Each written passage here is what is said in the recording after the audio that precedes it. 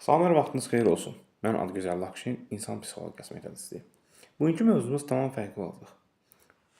Hər qohumun içərisində ümumi nəsil var, yox tayfa dönəmə gedir. İçərisində bir qohum olur ki, daimi olaraq kimsənin xeyrinə, şər işinə gedəndə əl cibdə, kənardan şəxsi müdaxilələr. Məsələn, düşün ki, bir ev, şəxsi ev tikilir, yəni insanın öz malı vəsaiti hesabına. Həmin adam qohumdur. Gəlinəcək, əl cibdə, daşı sağdan tökmək lazımdır. Suvağı soldan. Axmaq, mundar. Danışınca, görsən necəcə düşüncəsi insansan ki, fəhləyə kənardan göstər. Sən kimsən? Sən heç kimsən. Gedib sən də bir daşın bir qulpundan yapışdı, ölərsən. Yoxsa qaşın düşər.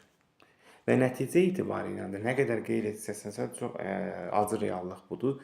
Həmin insanlar heç zaman qarşı tərəfin müsbətinə yaramaz, ancaq mənfi. Fəhləsi, ustası, sən də fəhləsən də.